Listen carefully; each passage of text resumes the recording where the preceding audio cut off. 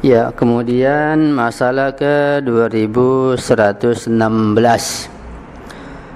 Sesuatu yang telah kita sedekahkan kepada seorang fakir, maka hukumnya sangat dimakruhkan jika sesuatu itu kita beli kembali darinya dengan salah satu akad syar'i seperti bai' atau jual beli dengan cara musyawarah dan lain sebagainya.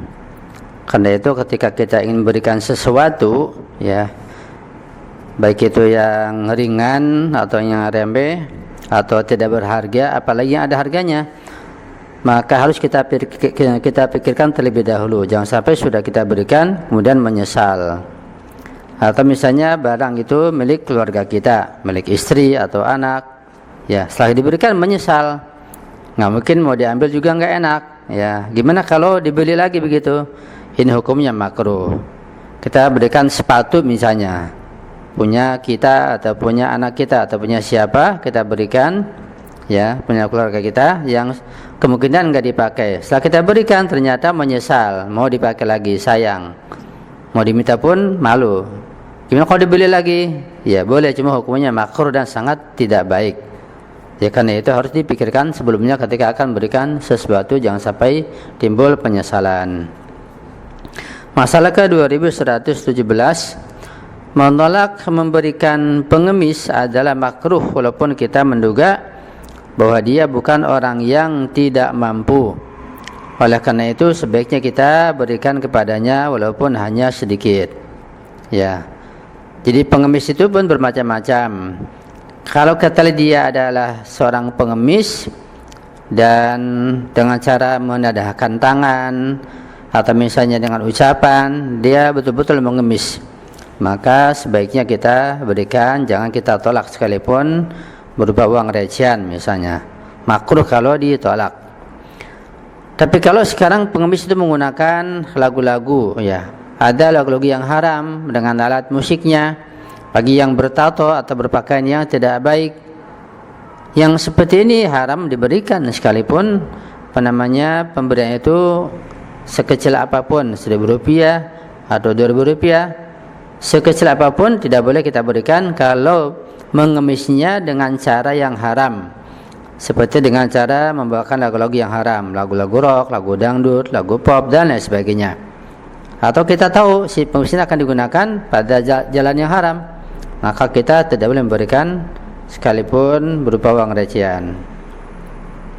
Masalah ke 2118, hukumnya sangat dimakruhkan meminta sedekah dan bantuan kepada orang lain jika tidak membutuhkan. Bahkan pada kondisi membutuhkan juga dimakruhkan, ya. Jadi kita dianjurkan untuk menjaga kehormatan diri kita sendiri. Ya, kalau kita tidak tidak butuh betul, jangan meminta kepada orang lain. Bahkan pada kondisi membutuhkan pun harus ditahan karena bisa makruh hukumnya, ya, dan sangat tidak baik. Harus menjaga kehormatan, dan menjaga kehormatan hukumnya wajib dan jauh lebih baik dibanding kita menjatuhkan kehormatan kita dengan mengemis, ya, baik mengemisnya dengan tingkah laku, dengan ucapan, dengan sindiran, itu merupakan kerendahan martabat seseorang, ya.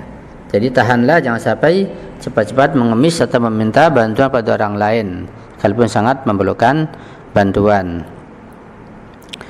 Kemudian berikutnya adalah sedekah dengan cara sembunyi atau terang-terangan. Ini sudah kita bahas pada kajian yang lalu. Ini kita rinci lagi dan kita bagi lagi. Lebih baik yang mana antara sedekah dengan terang-terangan atau sedekah dengan sembunyi-sembunyi? Begitu. Apakah secara mutlak ataukah ada kaidnya, ada syarat-syaratnya? Pada masalah 2119 dikatakan di sini terdapat riwayat dari Rasulullah Shallallahu Alaihi Wasallam yang berbunyi, sedekah dengan cara sembunyi-sembunyi itu dapat memadamkan dosa-dosa sebagaimana air dapat memadamkan api dan dapat mentalak 70 pintu bencana. Ini tentang manfaat dan pahala bersedekah secara sembunyi-sembunyi, yang diistilahkan bersedekahlah dengan tangan kananmu sehingga tangan kirimu pun tidak mengetahuinya, saking rahasianya begitu. Misal sedekah di tengah malam ya, bawa makanan, bawa beras pada tetangga, diletakkan depan pintunya, ini termasuk sedekah secara sembunyi-sembunyi yang sangat dianjurkan oleh Rasulullah Shallallahu Alaihi Wasallam, yang manfaatnya luar biasa, yaitu dapat memadamkan dosa-dosa ya sebesar apapun, seperti hanya air dapat memadamkan api dan dapat menolak 70 pintu bencana. Masalah ke 2120, pada beberapa kondisi bersedekah dengan cara sembunyi-sembunyi tidak dianjurkan. Ini perhatikan ya, bahwa terkadang sedekah dengan terang-terangan itu lebih bagus daripada dengan secara sembunyi-sembunyi. Di sini ada beberapa hal bahwa bersedekah dengan sembunyi-sembunyi itu tidak dianjurkan, tidak baik. Yang pertama, sedekah untuk menghindari tuduhan, yakni demi menghindari tuduhan yang tidak baik, maka kita harus bersedekah secara terang-terangan. Ya, karena penilaian masyarakat itu mereka menilai secara lahiriah saja yang kelihatan oleh mata mereka. Misalnya ada seorang yang katakanlah dia terhormat atau orang kaya atau punya kedudukan, ya, untuk menghindari tuduhan-tuduhan yang tidak baik, dia dianggap pelit atau dianggap misalnya kikir atau apalah begitu, sehingga nanti nasihatnya tidak bisa diterima. Nah, untuk menghindari tuduhan itu, maka dia harus bersedekah dengan terang-terangan, jangan sembunyi-sembunyi, untuk menghindari tuduhan, untuk menghindari fitnah, agar mereka yang melihat tidak lagi memfitnah bahwa dia adalah seorang yang pelit misalnya. Itu diantaranya. Yang kedua, bersedekah untuk tujuan mengajarkan orang lain dalam bersedekah agar mereka mengikuti perbuatan baik yang kita lakukan. Jadi kalau tujuannya mengajarkan anak, mengajarkan murid-murid, mengajarkan orang di majelis ta'lim agar bersedekah, agar mereka tertarik, maka seorang guru, seorang mubaligh boleh bersedekah dengan terang-terangan ya. Yang penting semuanya tujuannya dan niat ikhlas hanya karena Allah Subhanahu wa taala. Ketika sudah tertanam ya perbuatan sedekah dan yang lainnya dengan ikhlas hanya karena Allah, maka tentu tidak ada masalah bersedekah dengan terang-terangan. Jadi apapun perbuatannya, yang penting adalah niat ikhlas karena Allah Subhanahu wa taala. Itu yang pertama dan utama. Setelah itu tujuan yang lainnya pun tidak akan mempengaruhi keikhlasan tersebut.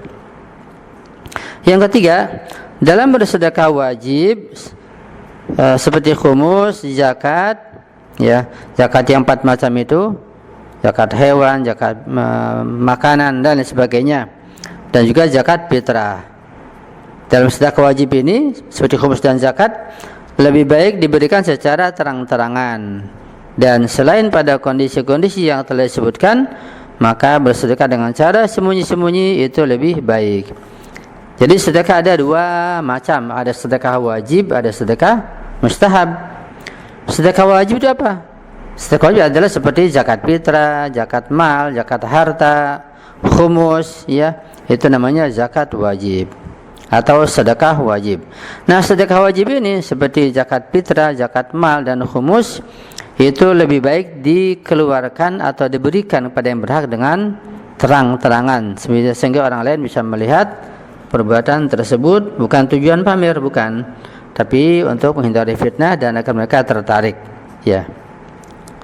Walaupun pada kondisi lain bisa jadi pemberian zakat fitrah atau khumus itu juga sebaiknya dengan sembunyi-sembunyi, nggak boleh diterangkan atau ditampakkan, ya. Misalnya pada kondisi di mana kalau seseorang memberikan khumus dengan terang-terangan, ya, nanti ketika pembagiannya tidak merata atau ada orang-orang yang tidak kebagian karena diutamakan yang fakir miskin, akan menimbulkan keributan, ketersinggungan.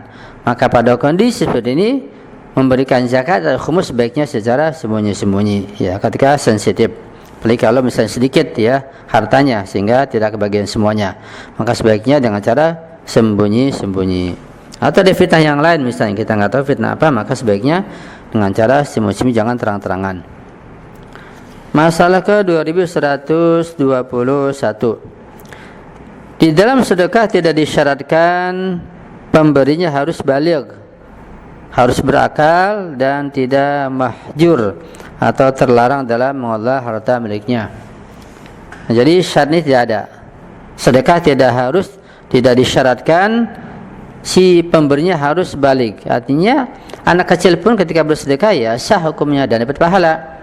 Beda dengan sholat atau puasa, di mana perbuatan seperti ini itu sholat dan puasa harus baligh ya. Kalau belum baligh maka dia sebagai latihan, dapat pahala latihan, bukan pahala melaksanakan sedekah yang sudah waktunya.